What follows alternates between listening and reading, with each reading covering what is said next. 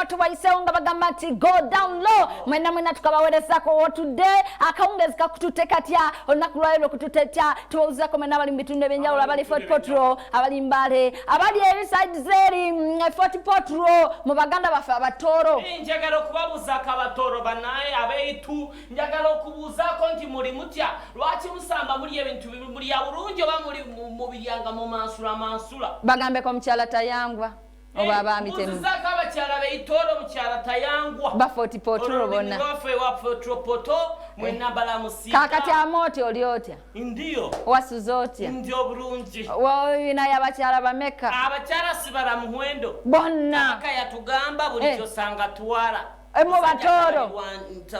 babatoro bagamba Fort Potro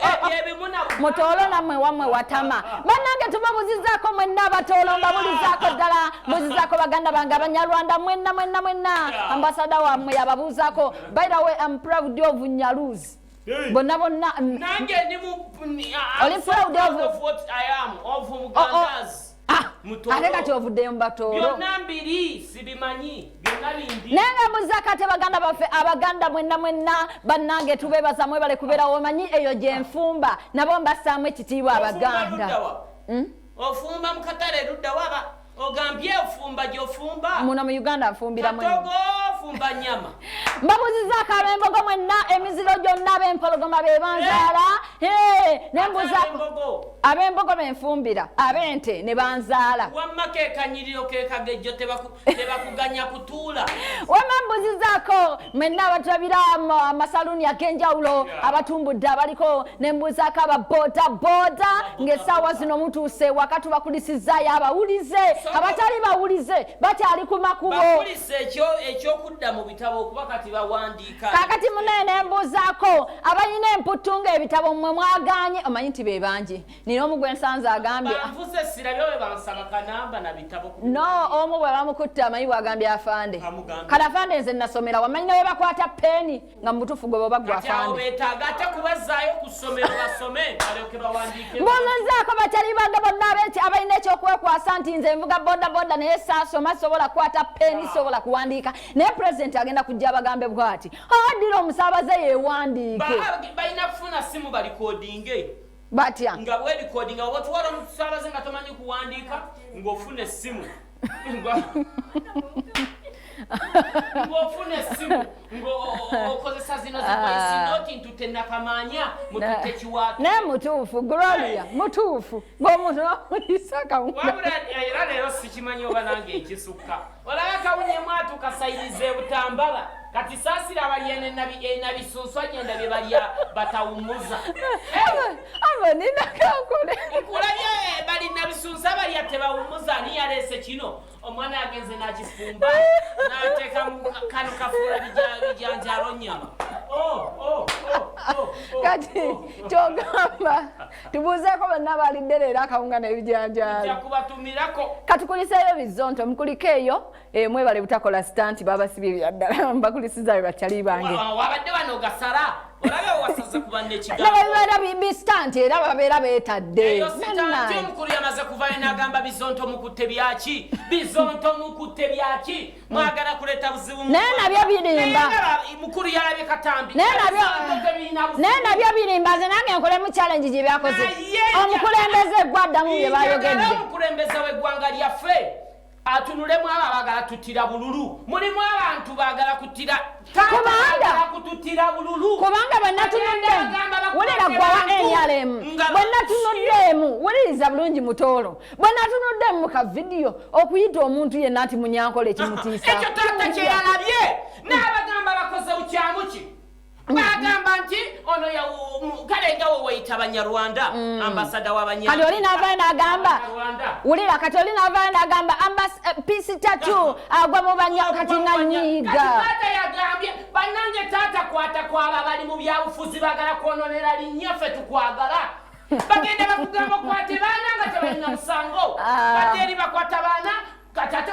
bakwata bagamba mbu olagidde abantu abo abakikoze taata bafune bajja kubavuna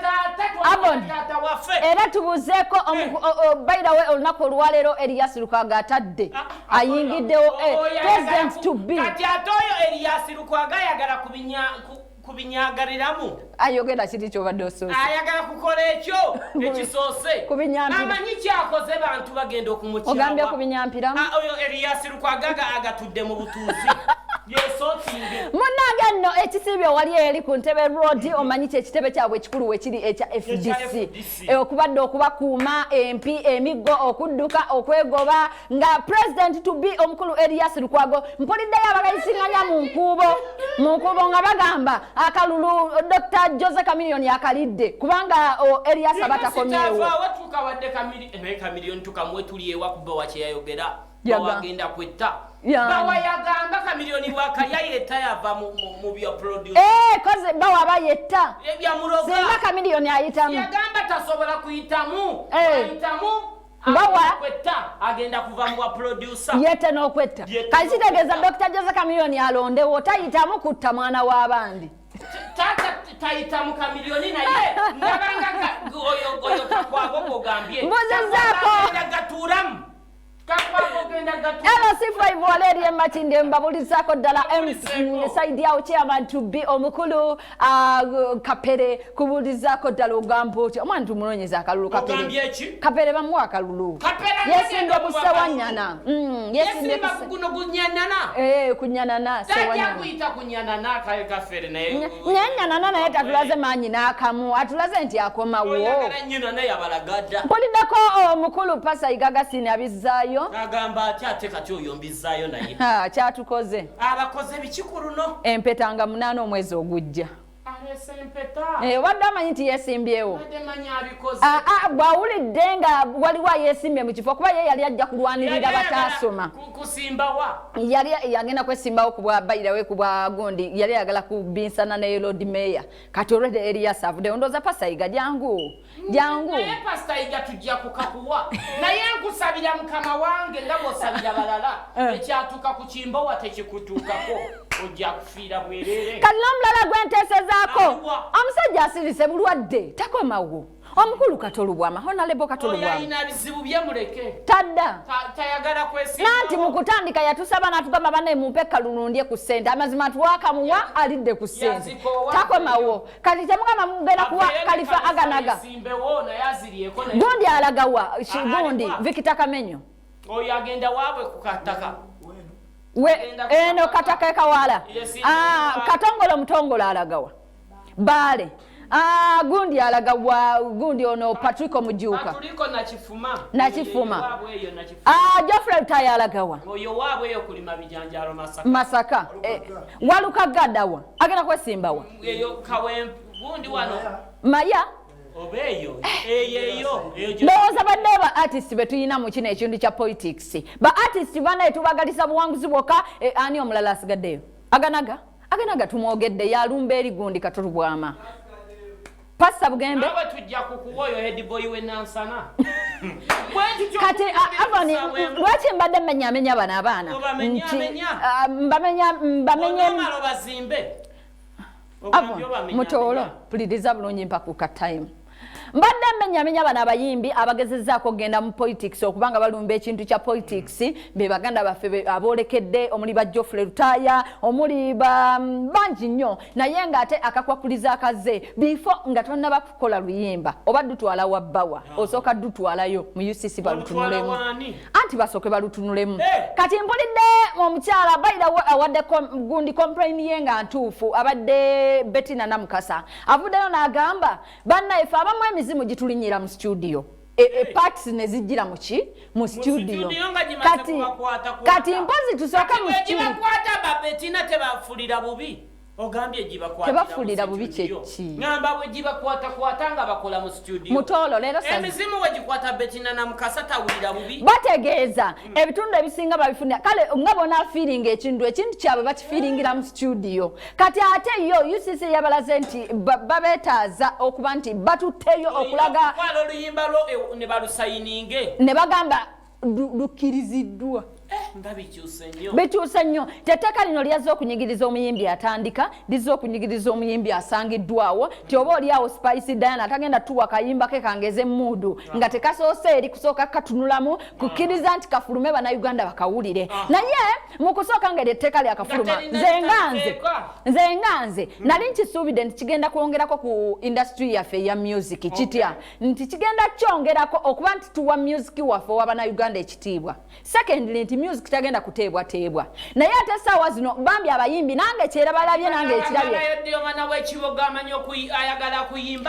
gwe baggobye kitegeeza tolina busobozi butuusa music wo eri mulabamu bagobye mu industry music bagala girekamu babale mususe n'obunyi avonisiri mwenna muswaza music waffe mwayimbako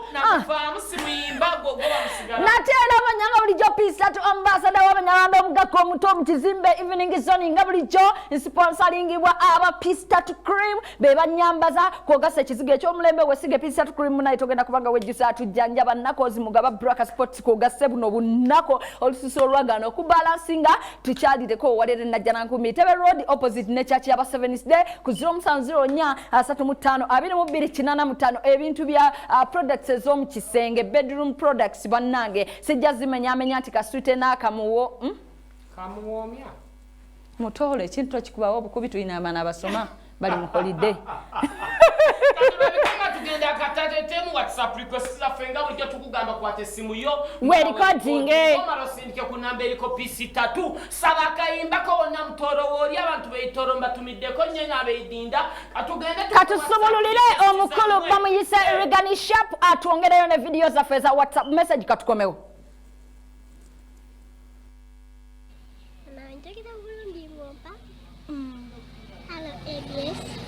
My name is Nabia Promise. I am in top class. My school is St. James Education Set and Primary School Mukono. I live at Mukono. Sabaya Kayimba. Akade Dirutano. Kevaita Ikizote.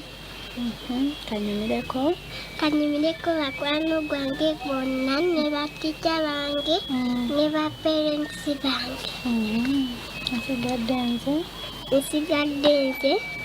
Now we are promising omubantu. Yes, how are you? Njagala kayimba ka Aidam nakuona. Seni nalinya manye bwe bakuchawa obasembye. Ako kenjagala nakuona kisistankubire. Luganda lwonna bakiruno oluntutteko ebyange ma. Dala wagendera kipisi mama. Mukazi gwe mukama bwatyo. Nze yakucha mu buyinike oba bwonsasudde nakyo nkisiimye. Ngufuuse muganda wange buli kimu n'ekiganya mayenze. Nga tubeera babiri ku mwenge yeggwe gwe mbuulira ebyama byange. Dala kiki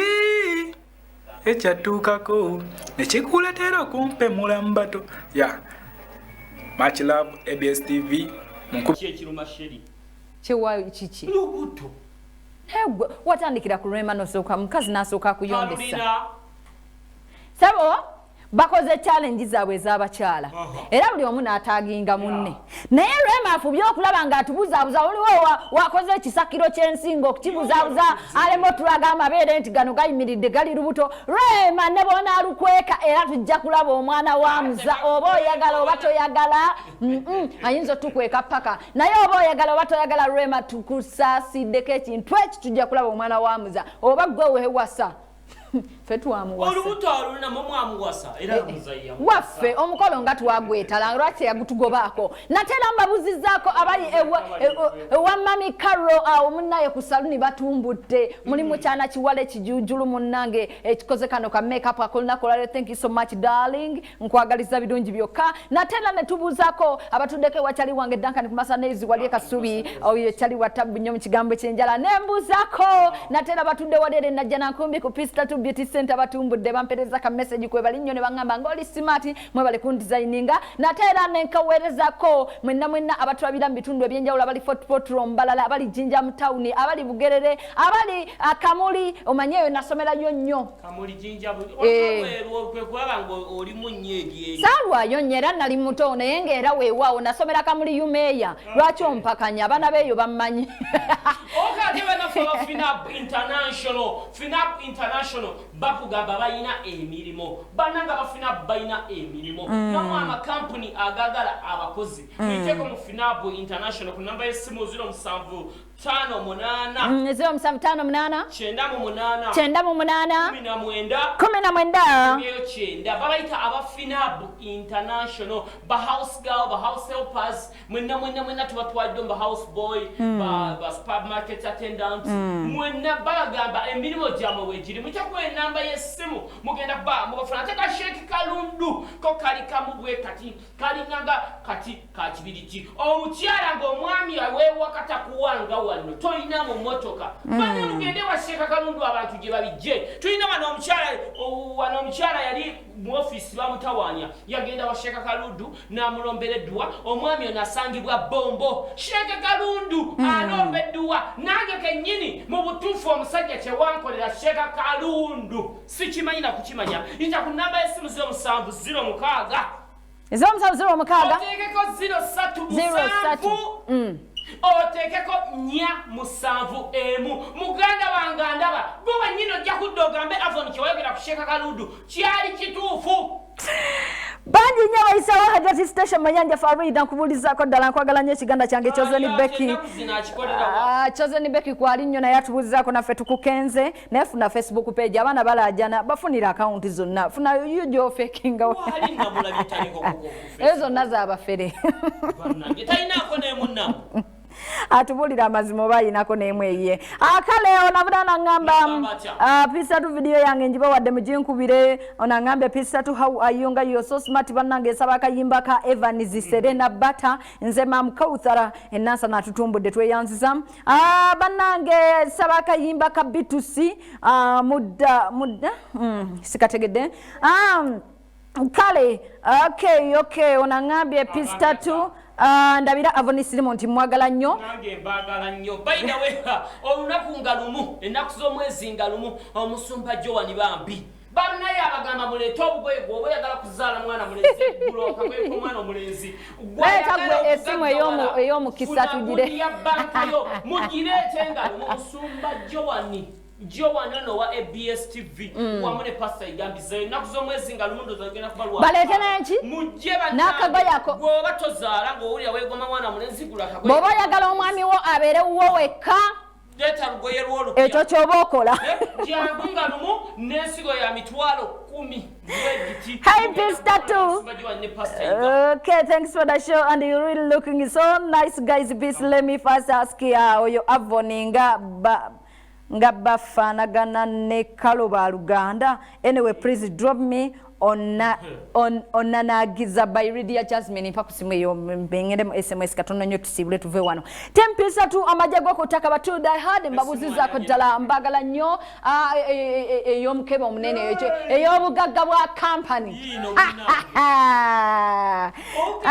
Ngile kitambuza mpola tenga nange bwenkuwa ku bizonto. Banange bizonto biteredde olunaku olwaleero. Bizonto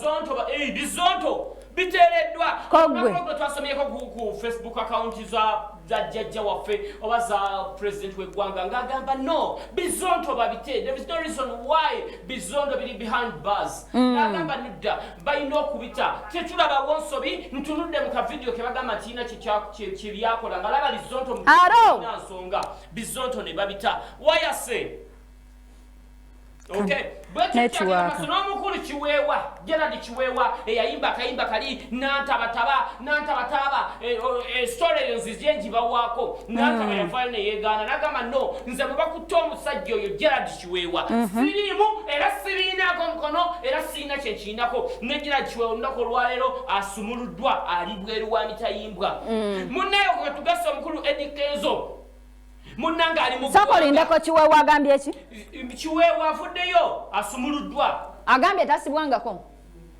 abaddeyo obutereevu njamu bakibooko abaddeyo obutereevu bambi agambe tasibwangako tannakyegaana awo amponye kenzo genjagala okwongerezako musuuzi ono batugambye nti ali anda bamutadde mu karantini kedi kenzo abantu bavuddeyo ne bamuwanda omuliro alina ekifaananyi kyaposti alina gundi gyaposti agamba ayagala kwogerako na ggwanga ku Facebook account ye live abantu bavudde naye ng'ate ebigambo yalanze sawa bbiri teyagenzeeko ali bweru yakyuse mu muzibu abantu bamugamba naye olina kala zimmeka lwaki toyogera nga bw'obadde oyogera ne bamugamba naye Kenzo lwaki obutiitiizi bwaki lwaki bw'ojja wano ng'okola bw'oti lwaki bw'ofuluma ebweru era nyabo yayi mpulira biki byonna byonna munnange olwatuuse nga ng'amira kimire bogambi musuuza era abantu wansi mu comments bagenze bakomentinga munnange nga wetya munnange nga biri byobadde lyogamba nga tetukulirayo n'akamu nabimira tubadde tukyali awo nabamanya nti bajja kukyuka nabalaba si kukyuka abantu abagezi balina okwebeereramu munnange tubadde tukyali awo nga sajja dduvutto Eliasi Lukwago nga naye akawaŋŋana mulamu ggwanga president to be munnange agenda kwesimba okuba president omwami ono Eliasi Lukwago abadde mmeya w'e Kampala munnange ng'akawaŋŋa mulanga avaayo nga Kiza yasoose nga Kiza agamba oli Kiza Besigye naye akomyewo tagenda kuwagira gundi era atulekemu bendera ya FDC agenda kubeera omusajja ono Lukwago najimulekera naye tumulaba atuddewo ewatuufu yasooka n'atagala n'atulaga nti ayingidde people power bannaye saja omulaba nabagambyeko waneeno omukyali wange akola akakunizo nkyazaako just mbereko politician katono nnyo just kale bwe naamala n'avaayo unambazo wamuwulira n'agamba ezo ze ŋŋome ono katono nnyo agambe hello pistatu okay agambye drop me bakomererwe by Palaso this is the topista from Budo kale abana ba Budo mbabuzizaako Anangambe peace I love you so much nze Alice nalubwama ebanda busujju ntumideko da Avoni en Dalton enamngona okay kale mkwano message yisewo anangambe peace tatu how are you I'm very fine banange you look so nice banange sabaka yimba kabitu sisoja akayitibwa teka mundao kale I love you mkwano pray for me tugende mu church amujeni chali wajala abechali wajala mbabulizaako ddala okay onangambye hello peace tatu banange kale abawereza audio sobola zizanya wabula yagala okweyunga ku majja ga peace tatu team peace tatu but to die hard yita kuzomsa 04 35 22 bakuwe link ogikwe mbugwi gana majjo jagge yagaliramu natano nakolo ebotobo tukwasaganyiza mpola tugenda mukazanyo kafe akanagini nja kubojja bane tudem tusisinga nona ku orange wabula tukoze ne mwana muwala Gloria ne Angel mu control room waliyo Shafiko mwana omusilamu atudde ku mapensa kotadde Rigani Sharp oyo producer wa Sheno natera ntubebaza mwe bale kuberera udala amanya Peace Tatu ambassador wa Banyarwanda omugaggo mutom followinga ku Facebook page yange it's Peace Tatu Instagram Twitter TikTok yonna ngwayo tuga kisula bulungi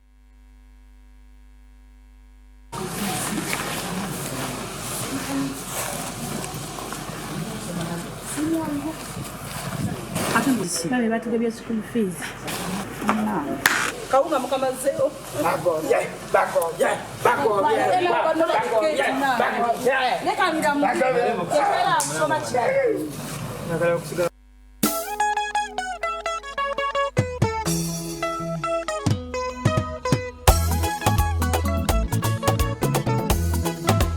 Revival band.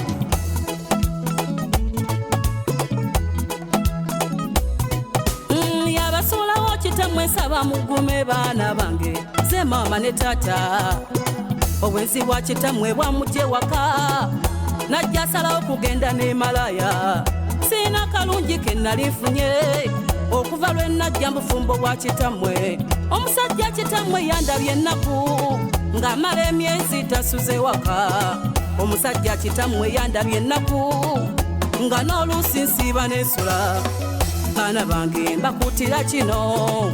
temutwalanga obwenzi bwa kitamwe baana bange nsaba mumpulire temutwalanga obwenzi bwa kitammwe.